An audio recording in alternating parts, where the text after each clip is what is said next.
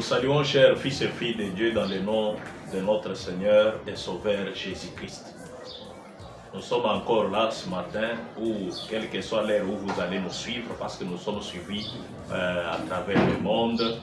Il y en a qui nous suivent dans des pays où l'heure est différente de l'heure que nous sommes ici au Congo-Kinshasa.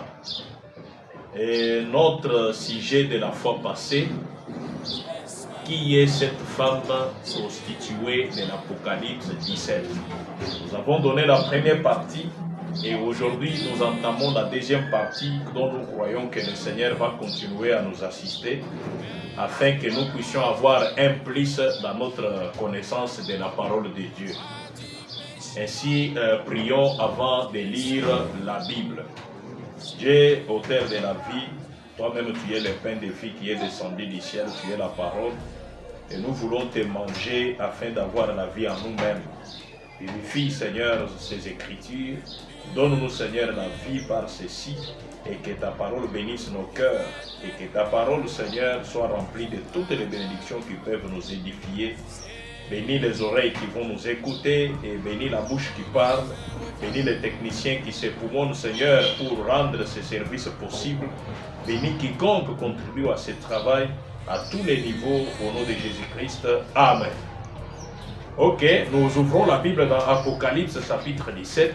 Comme nous avons dit, nous sommes en train d'identifier la femme de l'Apocalypse 17. Cette femme, la Bible dit, elle est prostituée. Qui elle est? Puisque c'est un mystère. Alors, par la lumière de la parole, nous allons comprendre. L'Apocalypse chapitre 17, à partir du verset 1er, la Bible dit ceci. Puis un des 7 anges qui tenait les 7 coupes vint et il m'adressa la parole en disant: viens, je te montrerai le jugement de la grande prostituée qui est assise sur les grandes eaux. Parce qu'il y aura un jugement. Nous allons clôturer ce sujet par les jugements de cette prostituée. Qu'est-ce que Dieu a pourvu pour elle? Quelle est la sentence? Parce qu'elle n'est pas la seule femme prostituée, elle a engendré des filles qui sont prostituées comme elle.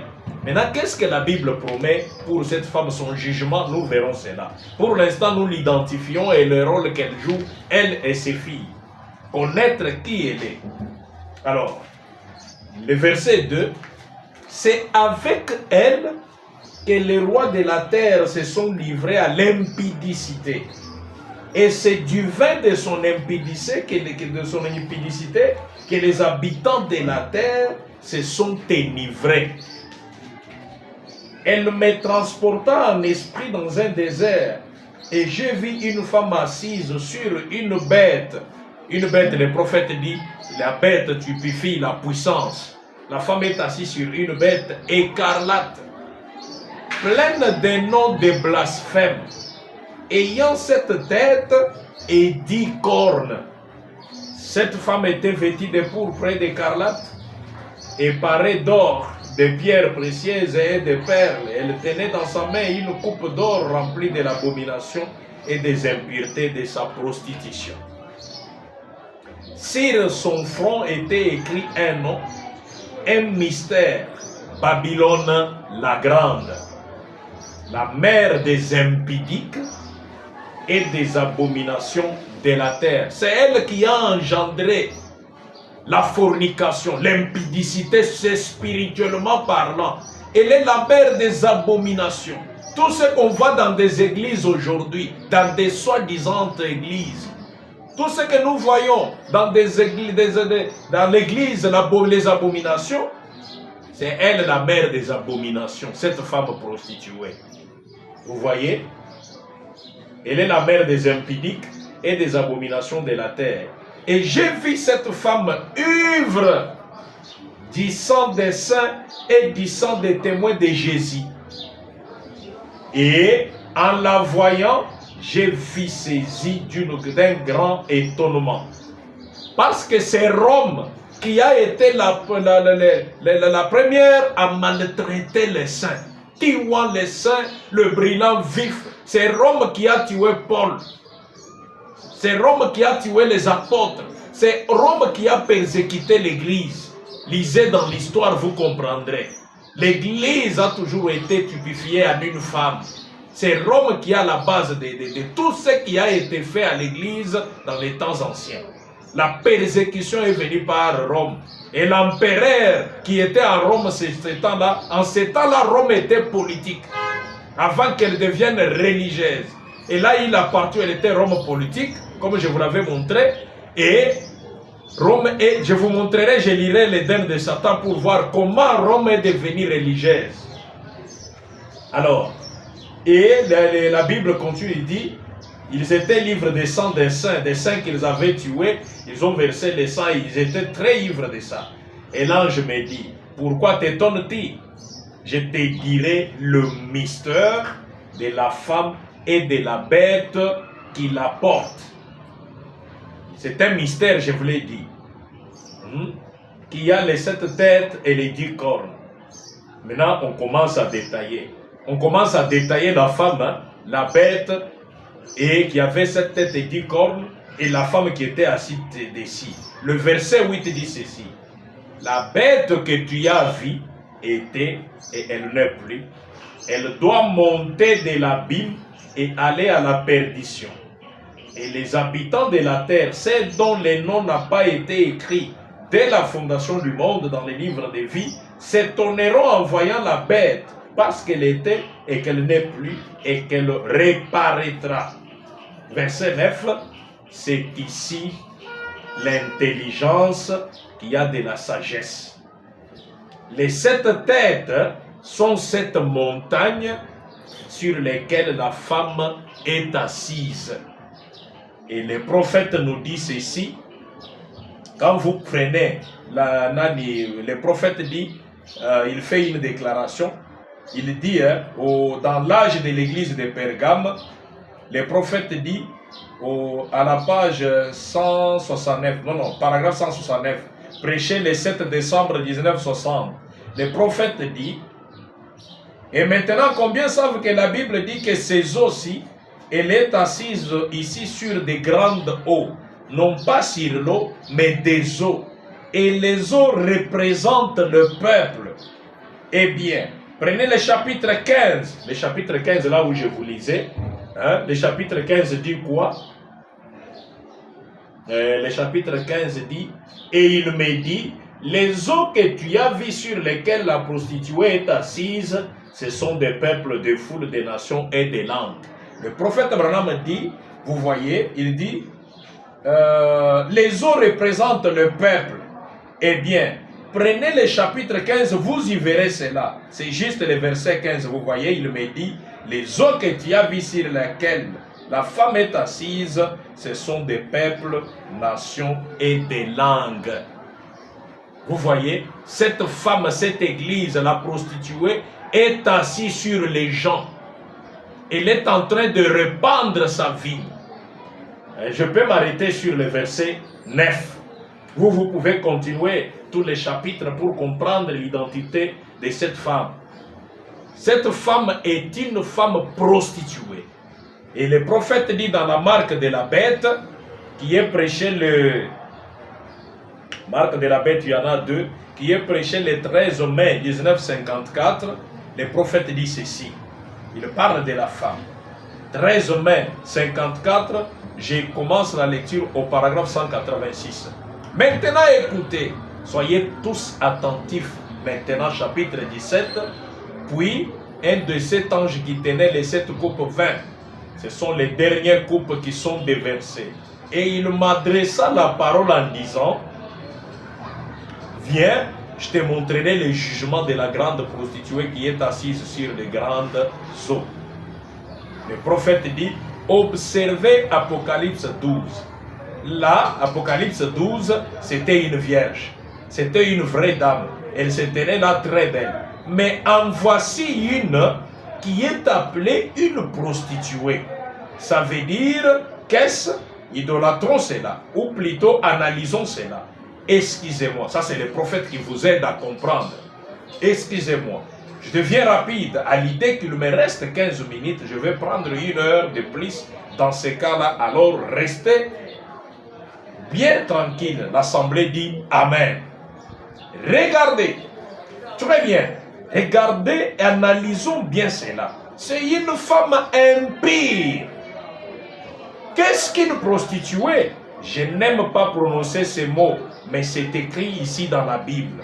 C'est une femme qui confesse être une femme bien, mais qui commet l'adultère avec d'autres hommes.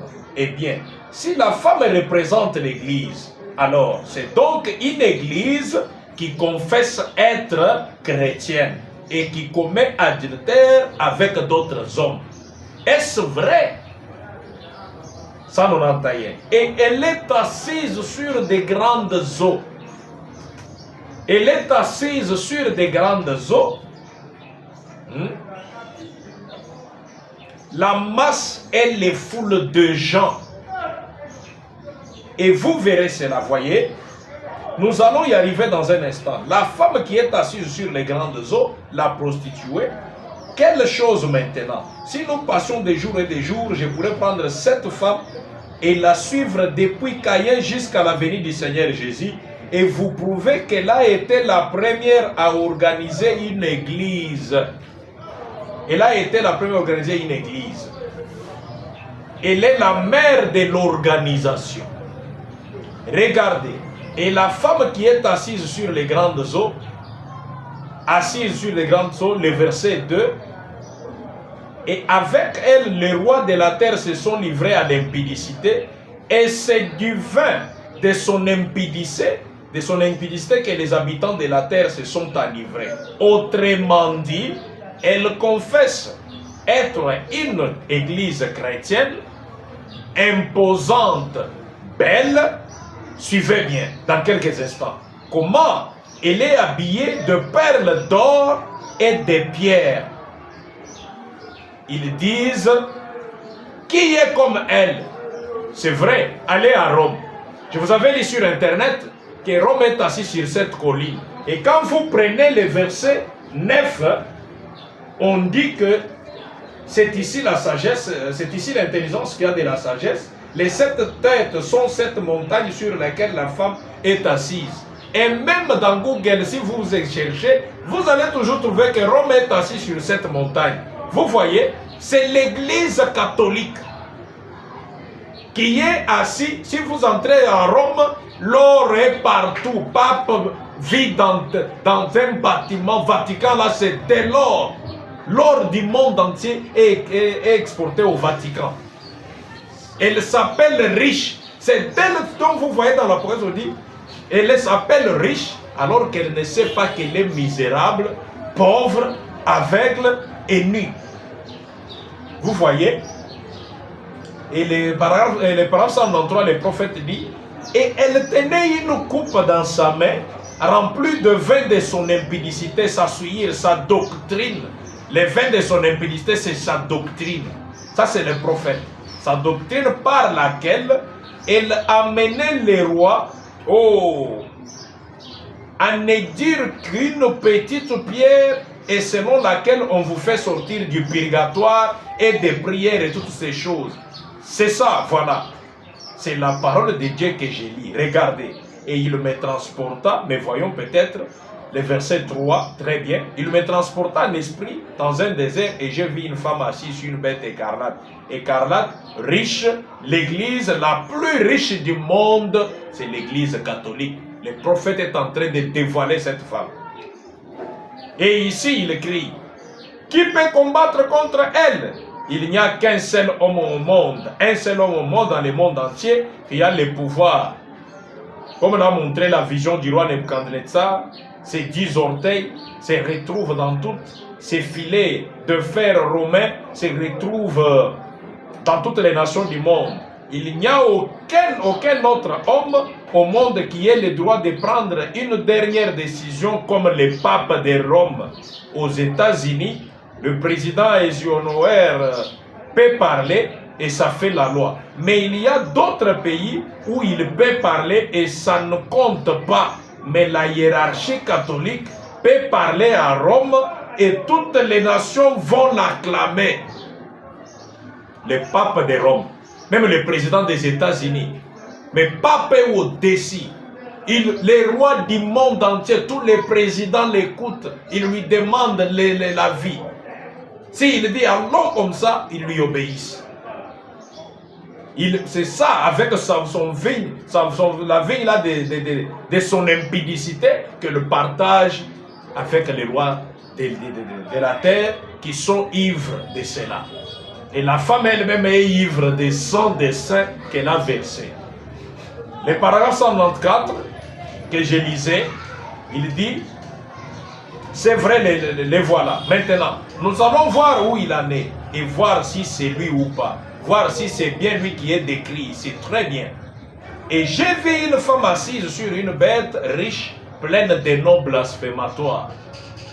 Un faux baptême. On commence à citer les noms blasphématoires. Un faux baptême. Un faux système. Et nous conduit les gens aveuglément, leur disant qu'ils peuvent se contenter de venir à l'église, de faire leur confession, ainsi de suite, de réciter « Je vous salue Marie », de faire pénitence, ignorance, absurdité. Je ne vois pas comment des gens, des citoyens honnêtes sensés peuvent croire pareille chose. On décrit cette femme. Si tu viens à l'église, que tu sois voleur, que tu sois assassin, viens à l'église, faites ta confession, c'est fini, tu es parti. Mais la parole dont la Bible a tracé, fixée, puisque la question était posée à l'apôtre Pierre dans Actes au chapitre 2. Quand Pierre a présenté la parole, les gens ont écouté à partir du chapitre, verset 1er de Acte 2. Pierre présente un discours aux gens. C'est là où Pierre avait les clés du royaume céleste. Il prêche, il termine. Les gens étaient accourus de partout parce qu'ils ont vu le vent impétueux qui avait frappé et les gens étaient remplis du Saint-Esprit. Les gens ont cru qu'ils étaient libres. Mais quand Pierre a pris la parole, il a commencé à expliquer. Ceci est l'accomplissement de la prophétie. Les gens ont dit, oh! Pierre a pris la parole, il a dit, voyez Jésus que vous avez crucifié, Dieu a fait de lui comme ceci, comme cela. Les gens ont dit, ah, au verset 37 des Actes des Apôtres chapitre 2, les gens ont dit, oh mon frère, que ferons-nous? Écoutez l'introduction de Pierre. Comment on devient chrétien? La voie tracée par Dieu pour devenir un chrétien. Pierre trace la voie parce qu'il avait reçu les clés du royaume. Si les catholiques s'approprient Pierre, est-ce qu'ils prêchent comme Pierre? Écoutez la déclaration de Pierre. Homme, frère, que ferons-nous? Pierre prend la parole. Repentez-vous. Ce n'est pas la confession des plaques devant un homme, non. La repentance devant Dieu.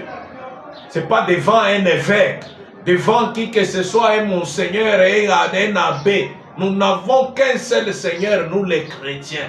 C'est le Seigneur Jésus-Christ. Nous n'en avons pas deux. Maintenant, oh mon frère, que ferons-nous?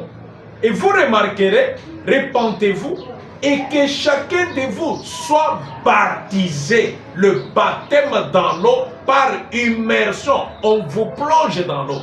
Soit baptisé au nom de Jésus-Christ pour le pardon de vos péchés et vous recevrez les dons du Saint-Esprit. Maintenant, regarde ce que l'Église catholique enseigne. Tous les apôtres, depuis le jour de la Pentecôte, ont prêché comme ça, comme Pierre. Même Paul qui est Dieu, Jésus est allé appeler très loin, quelque part. Paul qui n'était pas avec Jésus, quand Jésus change son nom en Paul, il commence à prêcher, il a prêché comme s'il était avec Pierre. Pourquoi? Le Saint-Esprit était en lui, il ne pouvait pas aller à l'encontre de la parole. Il a prêché la parole. Comme Pierre, la repentance des péchés pour le pardon de vos péchés et le baptême d'eau par immersion au nom de Jésus-Christ et ensuite vous recevez les dons du Saint-Esprit. Plus tard, Paul allait par-ci par-là. Il trouve les gens qui adoraient le Seigneur. Il les retrouve et il dit, vous, Et si, avez-vous reçu le Saint-Esprit depuis que vous avez cru? Non, non, non, nous on ne sait même pas qu'il y a un Saint-Esprit. De quel baptême avez-vous été baptisé? Les baptêmes des Jean. Non, Jean a prêché. Le baptême des gens, c'était pour la repentance. La repentance. Ces gens furent rebaptisés au nom de Jésus-Christ pour le pardon de leurs péchés, afin qu'ils reçoivent les dons du Saint-Esprit.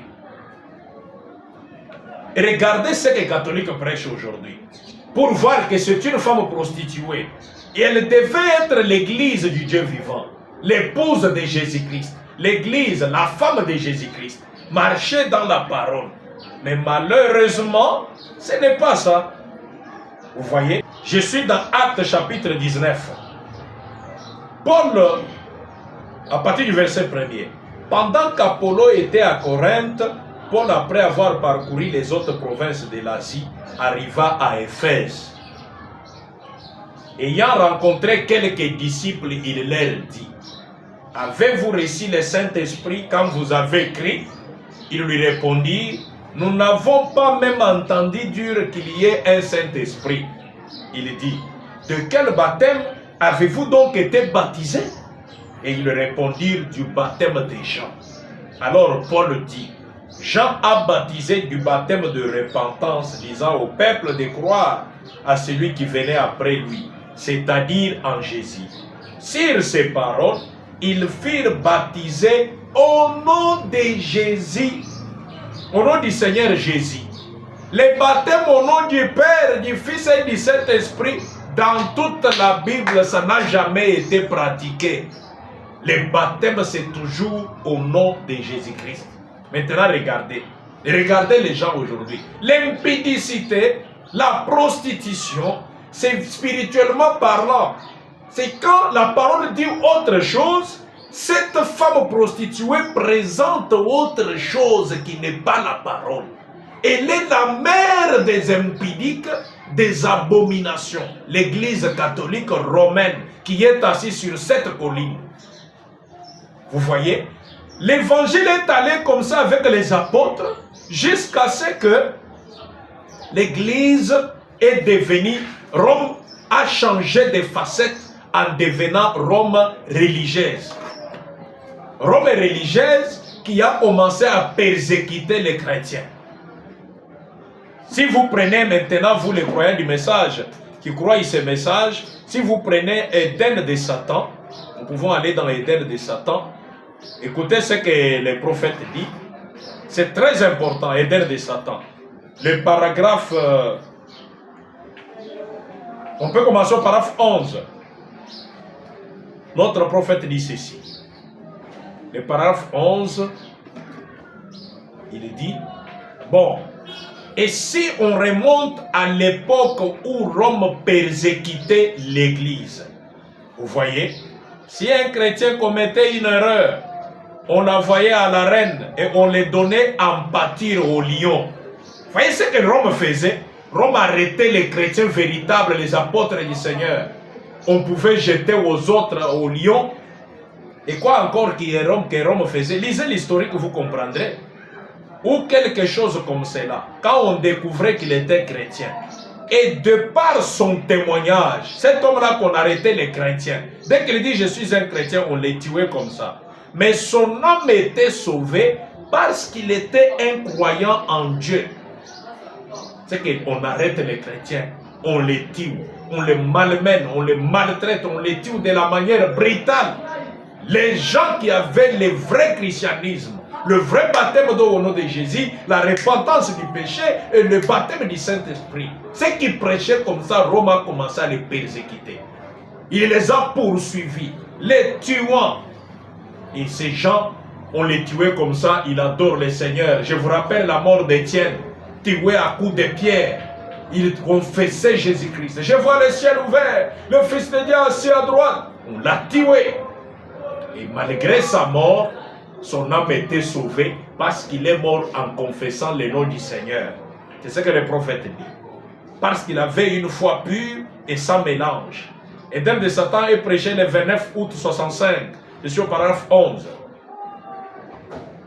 Et comme il avait scellé son témoignage par son sang, alors que les veines étaient ouvertes, ou que son corps était meurtri, et que le sang coulait, il criait avec une voix vraiment loyale. Il disait, reçois mon esprit, Seigneur Jésus. Vous voyez mes bien-aimés, reçois mon esprit, Seigneur Jésus. Vous voyez, ça c'est Rome qui persécutait les croyants. Comme les croyants ne meurent pas, un chrétien, vous pouvez le tuer physiquement, mais il continue à vivre dans notre monde.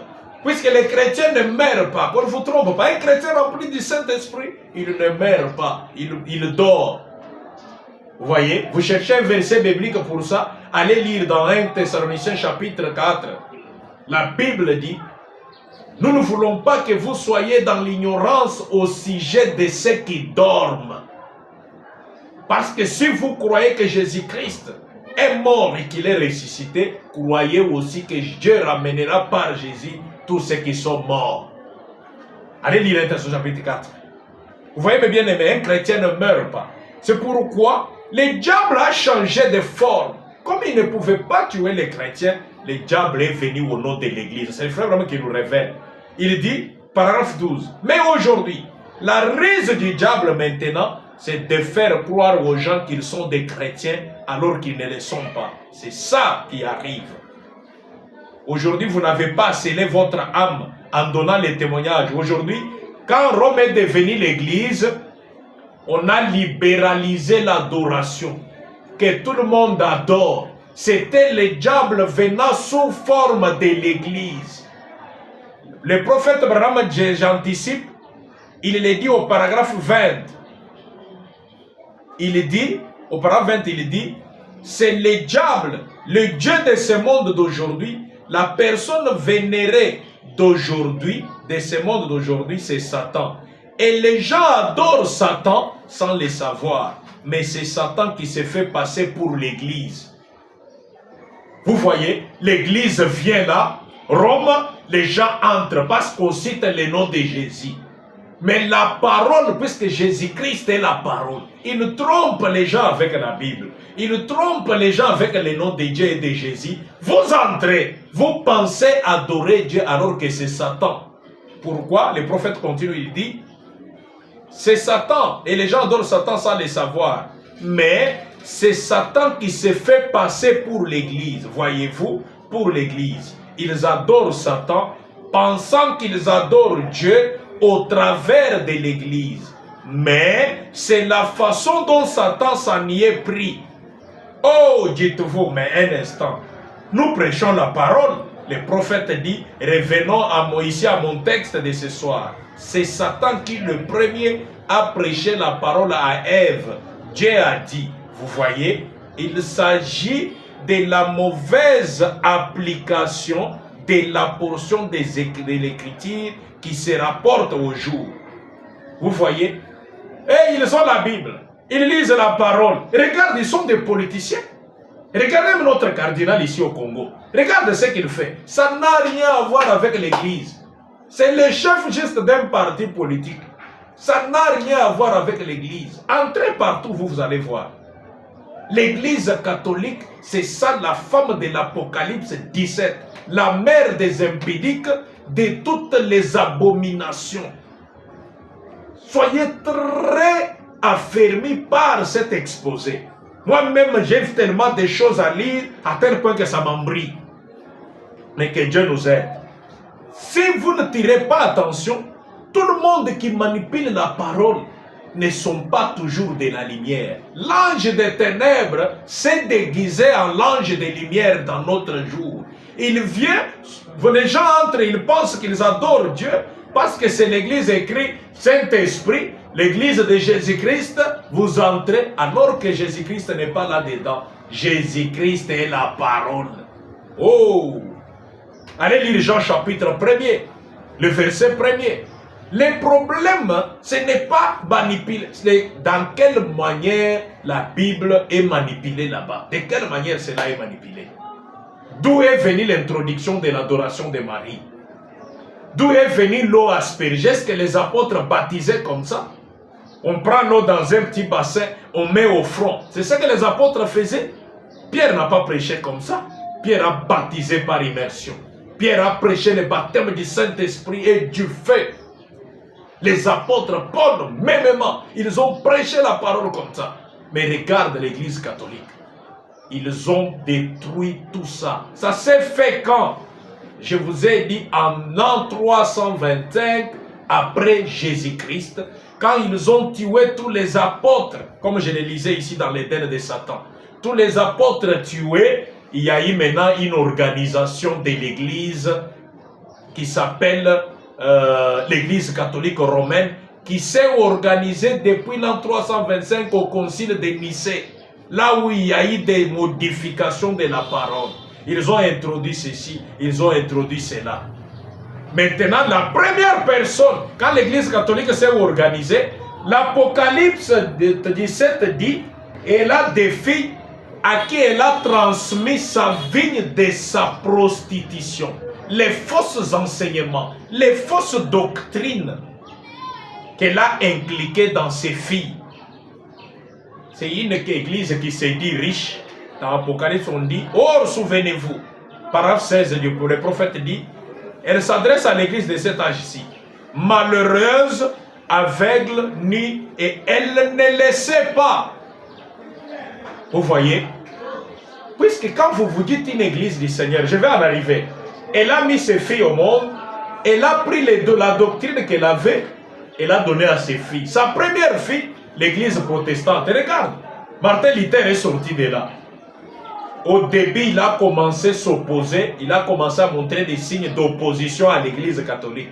Mais partout où il y a catholique, l'église protestante, c'est là. Elle s'est organisée aussi comme l'église catholique. L'église catholique a les papes à la tête, des cardinaux comme vous les voyez. La loi, la parole du pape, c'est la parole de Dieu. Même si ce que le pape dit, vous regardez dans la parole, il n'y en a pas, mais tous les catholiques s'inclinent, ils disent oui. Le monde entier est ivre de son enseignement, sa vie de prostitution et ses filles. Parce que, voyez comme aujourd'hui, nous allons commencer à unir le mariage homosexuel, le mariage lesbien. Personne n'a dit non. Pourquoi? Ce que le pape dit, c'est la parole, même si c'est contraire à la Bible. Pourquoi? C'est ça, une femme prostituée n'est pas soumise à son mari. Toute femme qui n'est pas soumise à son mari, une femme prostituée, c'est une femme mariée. Tu ne peux pas appeler une jeune fille que c'est une prostituée, non. La jeune fille commet la fornication. Mais quand on parle de la prostitution, c'est quand il s'agit d'une femme qui devait être mariée. C'est-à-dire l'Église qui devait être mariée à son mari Christ, la parole, mais elle commet prostitution, elle quitte la parole, elle ne vit pas avec son mari la parole. Elle fait autre chose qui n'est pas la parole. C'est spirituellement parlant, c'est ce qu'est l'Église catholique. Vous voyez, regardez la Bible, regardez la vie des apôtres. Partout où l'Église catholique a introduit des fausses doctrines, des fausses enseignements. Et elle a pris cela, elle a donné à ses filles. Sa première fille, l'église protestante. Elle aussi arrive. Allez, elle se donne aussi le droit de se nommer. Nous sommes l'église protestante. Ils mettent leurs représentants à la tête. Ce que leur représentant dit, c'est comme pape de Rome. Quand les représentants protestants disent, aujourd'hui, désormais, nous allons nommer des pasteurs, alors qu'on ne nomme jamais des pasteurs. Le ministère, c'est Dieu qui appelle au ministère. Ce n'est pas un homme qui nomme. Oh, toi, tu es l'évangéliste du quartier. Toi, tu es le bourgoulélé, le prédicateur de la commune. Toi, tu es le pasteur. Les représentants se lèvent le matin. Il dit, le pasteur qui est dans tel pays doit quitter pour aller à tel endroit. Personne ne s'oppose, il est comme roi. Alors que la volonté de Dieu, malgré l'appel au ministère, tous ces hommes de Dieu étaient conduits par le Saint-Esprit. Dieu veut que son Église soit conduite par le Saint-Esprit, pas par un homme à la tête. Il dicte les choses. Et regarde, l'Église protestante a fait la même chose. De l'Église protestante, Allez lire la marque de la bête, puisque si je lis, je ne saurais pas finir mon exposé. Quand vous prenez marque de la bête, le prophète dit, l'église protestante, l'église pentecôtiste est sortie d'elle. Pentecôtiste s'est organisée aussi. Des organisations. Et regarde les anciens, au temps biblique, si nous retournons à l'original, à l'église primitive, il s'appelait frère. Tout court, il s'appelait frère. Pierre n'était pas un roi à la tête des autres. Il était un serviteur de Dieu, un apôtre du Seigneur. Il vivait selon l'esprit. Mais regardez aujourd'hui, là où on est arrivé, avec les organisations, avec des dénominations. Nous sommes assemblés de ceci, des noms blasphématoires. La parole ne leur dit rien. Ce que dit la parole, elle ne s'engage pas à ça. Vous allez trouver dans Deutéronome chapitre 5, on dit une femme ne s'habillera pas comme un homme. Mais elles sont là, les femmes en pantalon, entrez. Entrez, remplissez notre truc. Le pasteur, il est là, il quitte ici, il part créer une église quelque part. Il prend un homme, il le place là. L'homme commence à lui faire les rapports financiers pour prêcher. Tu dois suivre l'ordre du quartier général. Un homme à la tête, c'est devenu comme une entreprise. Comme nous avons l'entreprise de SNL ici, ayant son succursale dans des provinces, dans des communes, c'est comme ça. Un homme est là, il a l'argent, il a ses moyens, les gens mettent tout ça, il commence à créer des trucs à gauche, à droite dans chaque commune, il nomme les gens, quelqu'un qui n'est pas appelé au ministère, allez toi, allez vas-y. C'est ça, l'impudicité à la parole. L'impudicité se face à la parole. Qu'est-ce que la parole dit? Ça ne lui dit rien, cette femme prostituée et ses filles. Tout ce qui leur préoccupe, c'est ce que le pape a dit. Qu'est-ce que le représentant a dit? Mais ce que la parole a dit, ça importe peu. C'est pourquoi vous remarquez, les femmes peuvent prêcher, puisque la parole, et ça ne les intéresse. Si votre église, la femme prêche, vous êtes toujours la fille de la mère des impudiques et des abominations. Mais la parole est claire, la femme ne doit pas prêcher. La femme dans l'église doit se taire. Mais chez vous, comme vous dépendez, vous êtes des femmes prostituées et des filles prostituées. Ce que la parole dit ne vous regarde pas. Et ne s'intéresse pas à ce que Christ a dit. Parce que la parole est Christ lui-même. Ça ne dit rien aux gens. Les femmes peuvent prêcher. Les femmes peuvent diriger les hommes.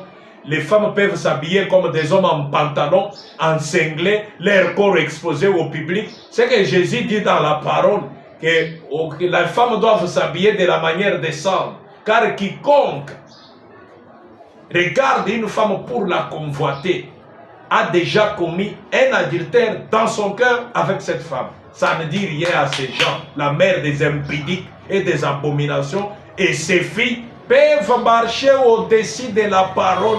Ça ne leur dit rien. Ça ne les préoccupe pas. Vous voyez, c'est ça l'âge des ténèbres qui a commencé depuis l'an 325. Quand vous prenez Joël chapitre 2, vous comprendrez ce que j'ai dit. Joël chapitre 2, il y a des prophéties bibliques qui avaient déjà annoncé. Puisque l'église a commencé à la Pentecôte, l'arbre épouse de l'église, qui était l'arbre épouse l'église, qui était l'église du Seigneur Jésus, et le Saint-Esprit à la tête en train de conduire. Mais Joël a vu d'avance, dans Joël chapitre 2, chapitre 1er verset 2. Qu'est-ce que la Bible dit? Joël chapitre 1er verset 2 jusqu'au verset 4. La Bible dit ceci. Joël en tant que prophète a vu ce qui se passe, écoutez. Écoutez ceci, vieillard. C'est un prophète qui prophétise. Prêtez l'oreille, vous tous habitants du pays. Et rien de pareil. Est-il déjà arrivé de votre temps ou du temps de vos pères? Racontez-les à vous. C'est ce que Jésus est en train de vous raconter. Racontez-les à vos enfants et que vos enfants les racontent à leurs enfants. et leurs enfants à la génération qui suivra.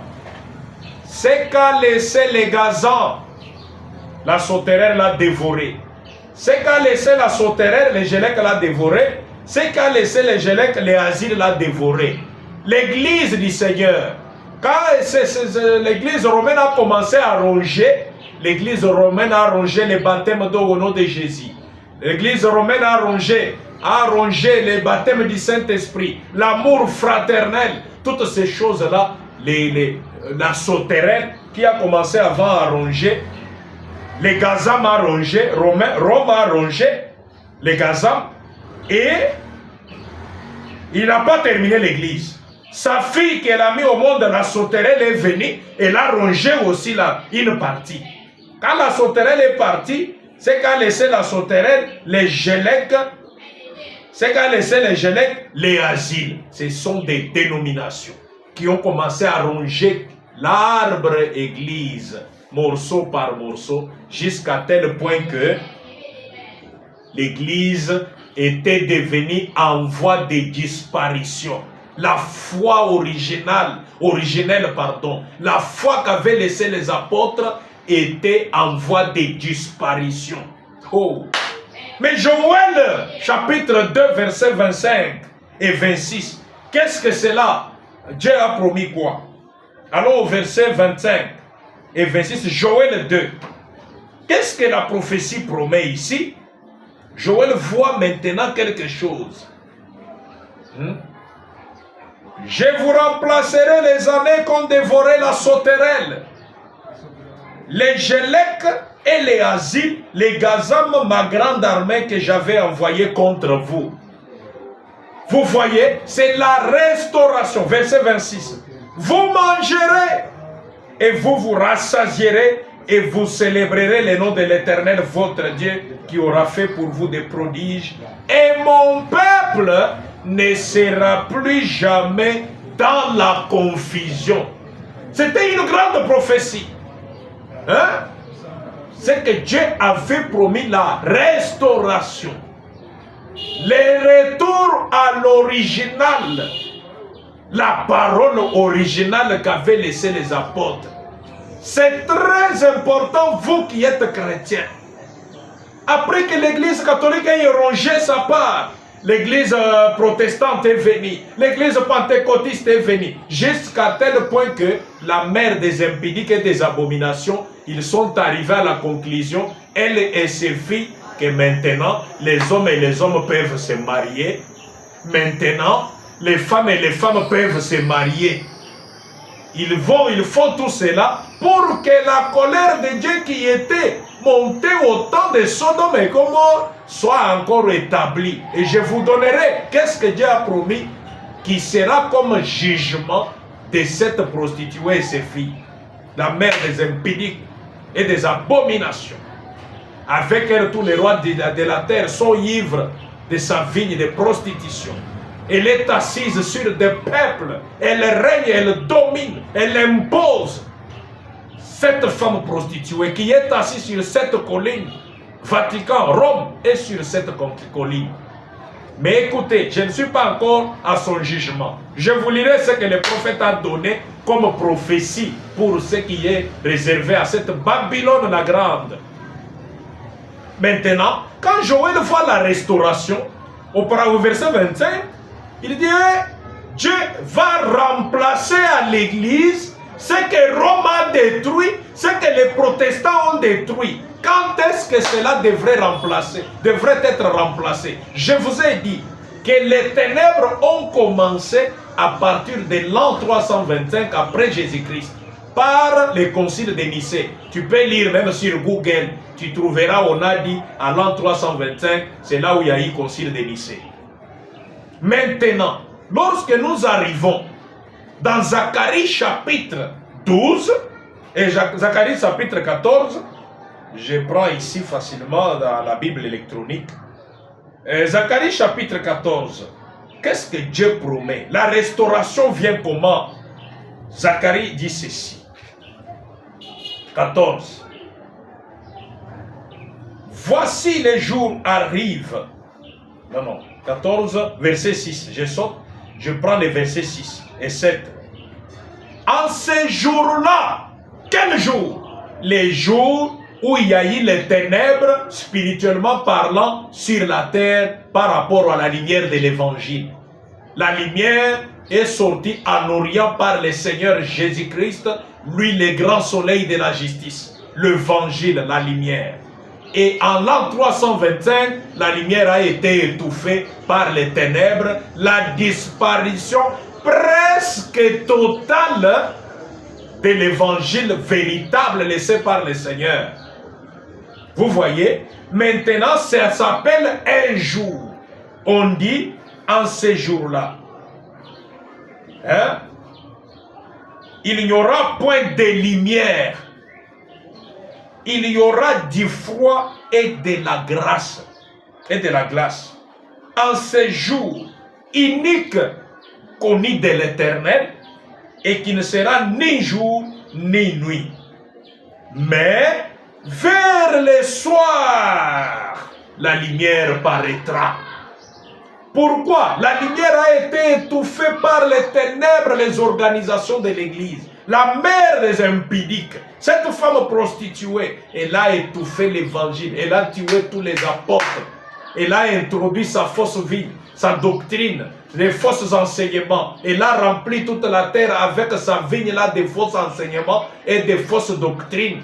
Et les rois de la terre et les habitants de la terre, tous couverts de ténèbres épaisses de cette femme prostituée. Et c'est là les jours des ténèbres. C'est spirituellement parlant. C'est le soleil, l'évangile, le soleil, l'évangile, son parcours a connu des ténèbres. Et Zacharie dit, et on ne savait pas appeler, c'est le jour ou c'est la nuit.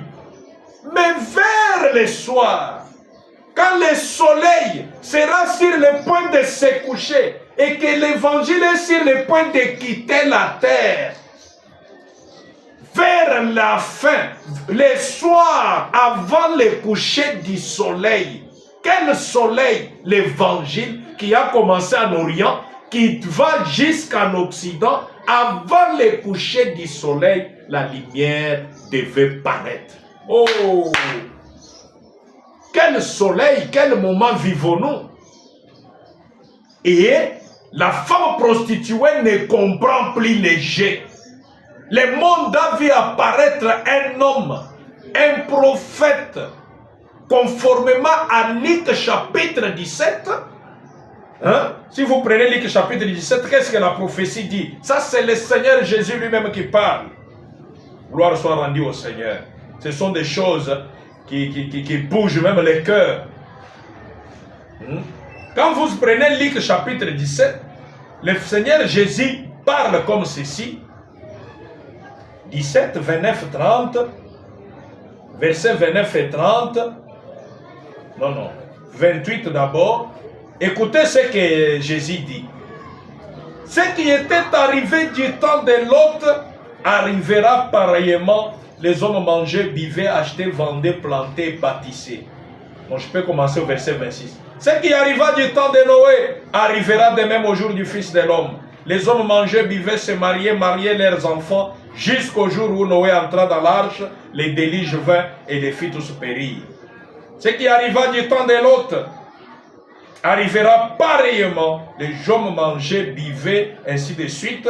Mais les jours où Lot sortit de Sodome, une pluie de feu et de soufre tomba du ciel et les fit tous périr. Il en sera de même les jours où le Fils de l'homme paraîtra.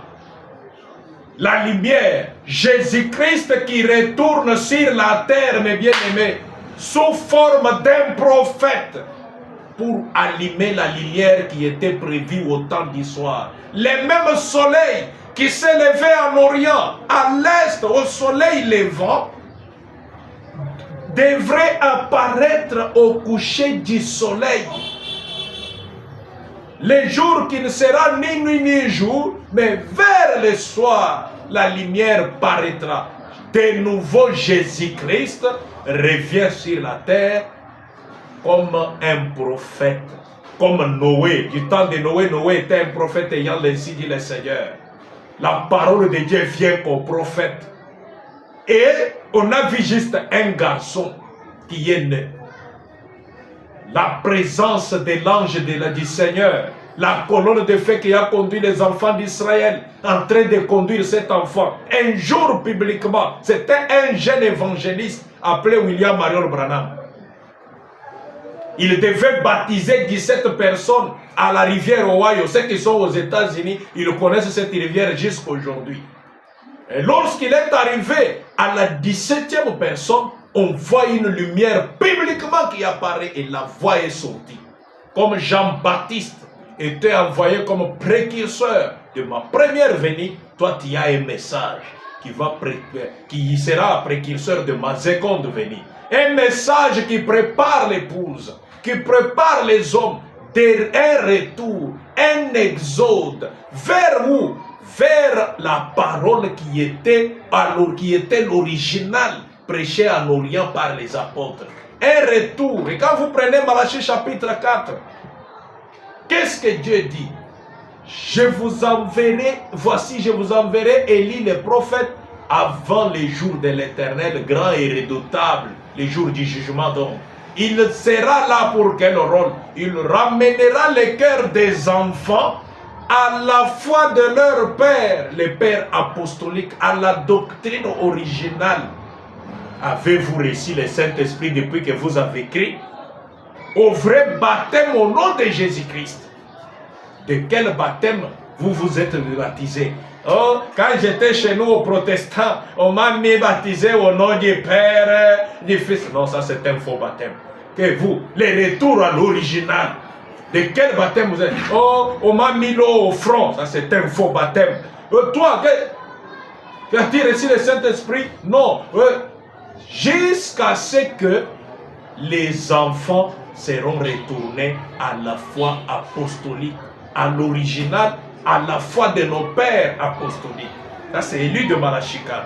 Il vient avant les jours grands et redoutables. Il n'est pas à confondre avec Jean-Baptiste qui annonce l'année de grâce de Dieu. Jean n'est pas venu avant les jugements. Jean-Baptiste est venu avant les jours de la. Il a annoncé la miséricorde et la grâce. Voici l'agneau de Dieu qui ôte les péchés du monde. Mais l'Élie de Malachie 4, il vient pour épargner les gens à la destruction qui devait venir. Les retours à la parole originale. C'est très important, mes bien-aimés. Très, très important. C'est pourquoi la lumière est venue au temps du soir. Ce n'est plus une prophétie. Un prophète est venu. Son nom c'est William Marion Branham. Il a donné un message. Ce message, un peuple a crié en cela. Et ce message prépare le cœur, les âmes, en l'enlèvement qui doit bientôt venir. Et dès que l'église est enlevée, l'église dont je parle, les Élis, qui sont sortis de cette femme impudique et ses filles qui sont remplies de sa vigne et de sa prostitution. Sortez du milieu d'elle, mon peuple. Vous voyez, quand nous prenons... attendez un peu, je vais vous lire un endroit. Cet endroit, c'est où? Quel est l'appel d'aujourd'hui? Qui vont participer à l'enlèvement? Les gens qui sortent de cette femme prostituée et ces filles qui quittent cette mère impudique, la mère des abominations et des impudiques qui sont dans le monde aujourd'hui, qui a rempli toute la terre. Vous la quittez pour retourner à la parole véritable, originale, qui a été présentée en ces temps-là. Vous voyez?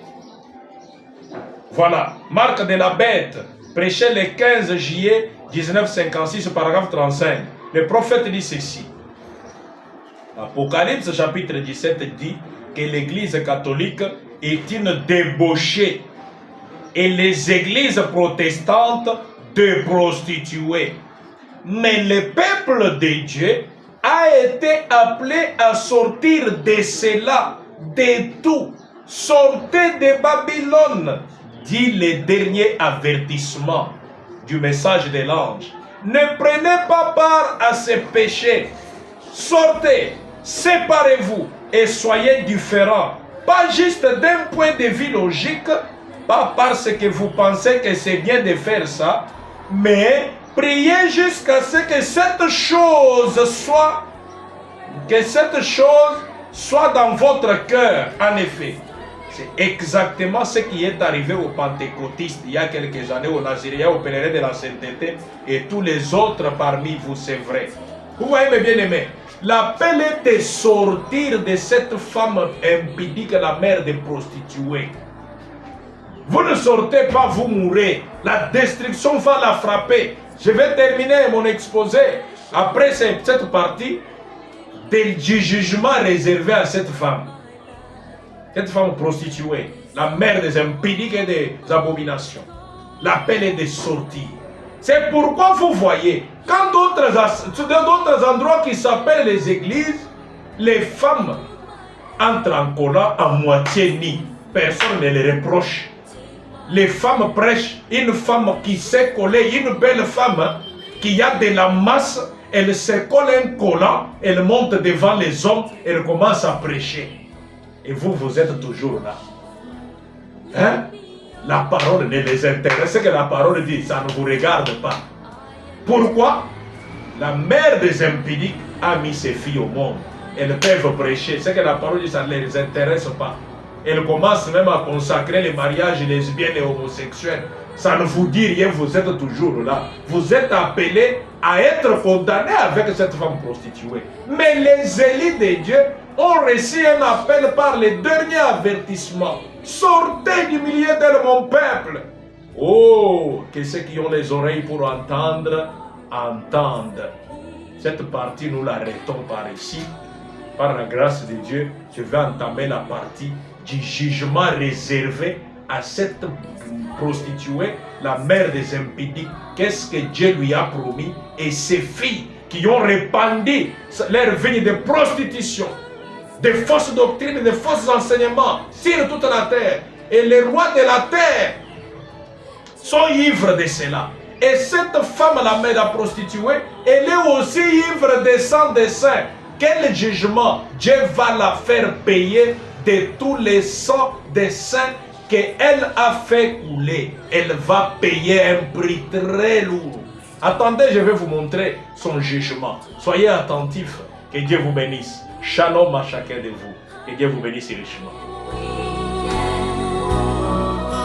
Through the storm, through the night, lead me on to the light. Take my hand, precious Lord, lead me home. Take my hand, precious Lord.